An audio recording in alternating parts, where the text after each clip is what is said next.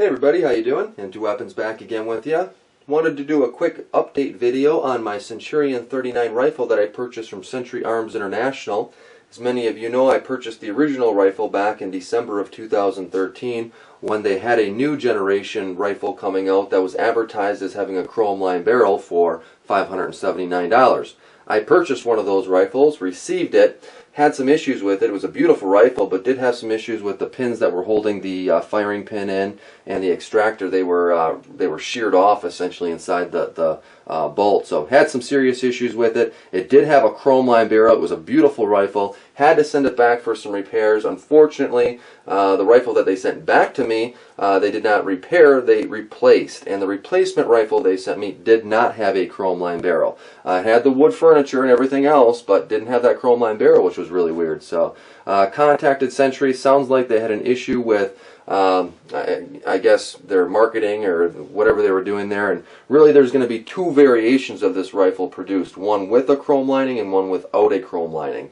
And obviously the replacement they sent me was one without a chrome lining, which wasn't going to work for me, considering that when I paid for the rifle I wanted chrome lining. So I sent it back to them, and now here in April, which is 4 months later, finally got back the replacement rifle with the chrome lining, and I'm real happy with this rifle. It looks like it's a really good example of the rifles that I've seen. I've held 4 or 5 of these Centurions now, and this seems to be one of the best examples that I've seen. It has the chrome line barrel and chamber, which I'm really excited for, and I'm going to give you guys a view of that as I break it down here a little bit.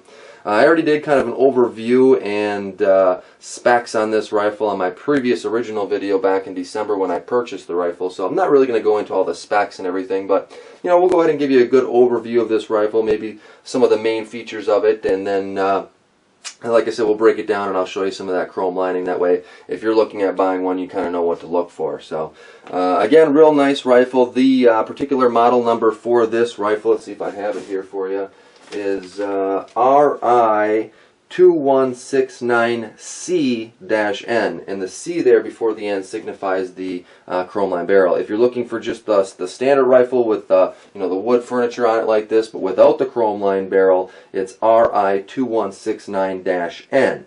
And I believe those are still listed for $579.87 on their website, although you do have to be an FFL to purchase directly from Century. My FFL tends to help me out and doesn't mark up prices on me, so I tend to get it for the dealer prices that he's getting it for. Essentially, he's just making a phone call for me, so he kind of knows that's the situation. The chrome line version, I believe, is listed at $620, although I'm not sure if those are available yet. It does say coming soon on the website. So those should hopefully be coming out to the market very soon, as obviously they have them in stock. I got one, so we know that they're out there. This has the classic wood furniture that's also available in blonde and black, as some of you are probably already aware of. The fit and finish of this wood is really nice. It doesn't have any kind of gaps here with the tangs on the bottom or top. It doesn't have any gaps here where it meets the receiver. So overall, the fit and finish of the stock is real nice. The finish is real nice. I don't have any dings or scratches on it. It doesn't have as much of a red hue to it as my original one, but overall, real nice finish. I'm real happy with it. Got good grain and good pattern on that. So we'll look real quick at the upper handguard and lower handguard. Again, fit and finish is real nice here. There isn't any wiggle to it. They're real nice and tight. There isn't any gaps where it meets the receiver or the brackets or anything like that. The only thing I do notice is it has a little ding right here along the top, which maybe is from shipping or something like that, but that doesn't even really stand out that much, so that's not that big of a deal. Back here on the back of the rifle, again, we have our, you know, their standard pistol grip. Again, everything is real nice and tight on this rifle. I don't have anything jiggling or loose. So they did a real nice job of assembling it. The fit and finish on the receiver is pretty decent. We do have some tooling marks here in the lightning grooves, but that's pretty much to be expected for an in-house made receiver that's milled. They're not going to spend a ton of time, especially at the price point this rifle's coming out at making that, you know, perfect. You know, the tooling marks that you'll find on there are pretty standard. That's not that big of a deal. The safety selector here still doesn't match, and I know that's one of the issues that a lot of people have been whining about, is that, you know, it doesn't, you know, match the rifle as well as it is, and therefore a lot of people have been thinking that maybe that's a parts piece and not really a 100% US made part, but who knows, who really cares. It is a full auto safety selector. but overall it works. It moves up and down. There isn't any looseness to it. I do notice that there's a hole drilled through the tang of this safety selector on the inside, which is a little bit unusual, and if I remember when I break this down, I'll pull that out and show you. But the dust cover matches a little bit better than the previous rifle I had. It's still a little off color, but it is a little bit better, which is nice. And that the safety selector and the dust cover were the two pieces that really didn't look the best on the original rifle I got. So it's nice to see that dust cover looks a little nicer. What else do we got? The rear sight here, as you probably know, is adjustable for windage and elevation, as the front sight post is not adjustable for windage. Like most AKs, you are able to go up and down with it, but they really did a pretty good job here of allowing this rear sight to do all the adjustments that you really need. So that's kind of nice. What else do we got? The front here has that US made chevron brake, which I originally had some troubles getting it off. This one now does come off real easily. Just got the standard detent in there, and it's 14x1 thread left hand turn, so pretty standard for any AKM. As you can see, it has no cleaning rod or bayonet. We'd have to add those on if we wanted. I don't know if a cleaning rod would actually be able to be added on. Bayonet, I could probably find a gunsmith to put one on there if I really wanted, but probably keep this in its original configuration. Over on the other side of the rifle, we actually have the American flag there, as you can see, stamped in there. That's pretty nice. It just shows that it's a 100% US made rifle, or so they say. You got the sling mount here on the front. If I can kind of get my hand up here, there we go.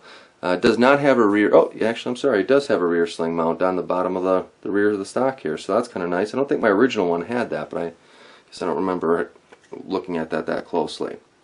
And that's pretty much it for the exterior of the rifle. Let's go ahead and take a look at the interior. It did come with one 30-round TAPCO magazine, although it is originally, I think, listed as supposed to be coming with two TAPCO 30-round magazines, but for a TAPCO magazine, I really care less if they forget one that's, you know, $6. So we'll pop off the dust cover here, and we'll set that aside. We'll remove the recoil spring and set that aside. We'll pull out the bolt carrier and the bolt. And I mentioned this in my original post, or my original video, that I didn't know what these, if these were functionality-wise or what these holes in the bolt carrier were. But what I've been kind of reading or been told is that they lighten the bolt carrier, as well as it's there because of some of the molding process they use to make these bolt carriers. It just makes it a little easier to build. Or so I've been told. I could be wrong on that. So overall, the bolt carrier is in real good condition. I don't really see any damage or dings or anything that I'm concerned about on that. The bolt itself looks pretty good, and I don't really see any numbers as well on this. You know, that was kind of the weird thing with this gun, is the only serial number it had was on the receiver. None of the other parts that were in the gun were marked, and you know, typically with the different parts of an AKM, you'll have the markings on each of the individual pieces. So I don't know if they did that intentionally or if they just, whatever the case is, they just left it off. But the bolt is pretty much standard. I did notice that the extractor here is a little bit of a weird color. It's like a brown-red color. And I noticed, I know for sure my old Centurion that I had did not have that on there. It was just a standard black, so don't know if that's just a different coating or if it's a different manufacturing process or what the situation is there. If anyone knows, I'd be interested to know. So I don't know if you guys can really even see that well, but kind of the color is just different on it. But overall, it looks like it's in good shape. I don't really see anything wrong with that either. See if I can maybe pop this off, and yeah, it comes off pretty easily. Just to show you guys, it does come off. The gas tube here is in pretty good shape. I don't see anything unusual or goofy about that. I noticed that the inside of the front gas port here is not chrome lined like my Mac 90 was, but the chamber and bore are chrome lined, and I'm hoping that you guys are going to be able to see this with the lighting conditions that I have. But you'll see the ring around the face of the chamber there has kind of a chrome ring, and that's just really identifying to you that it is chrome lined. That's part of the chrome process, and that chroming goes all the way through the chamber and all the way down the barrel, all the way to the tip. So again, I'm real happy to have that chrome lining on this rifle. That's what I originally wanted. That's what I paid for. So excited to have that on here. I know a lot of people could care less about it. They say it reduces your accuracy, and really the only benefit is to, make it easier to clean. But, whatever. I prefer that. It's just easier to wipe it off clean, and I believe it, stands up to a little bit more corrosion resistance to, wear out and things like that. So, personal preference. If you want one, buy one with a chrome line. If you don't, you don't. That's the nice thing about Century is they're going to now offer the two variants separately. So save yourself a little bit of money if chrome lining isn't that big of a deal to you, and get the 579 version, or step up a little bit and pay the extra $30 or $40 and get the chrome line version. Totally personal preference. Doesn't really make a difference. So hope this helps somebody out. I'm glad to see that I got the rifle back in my collection here. I've been waiting a long time, 4 months. So we'll get it out to the range, make sure we don't got a lemon, which I'm sure it's not. It seems like it'll operate fine. And stay tuned for that range footage. Otherwise, if you have any questions, feel free to let me know.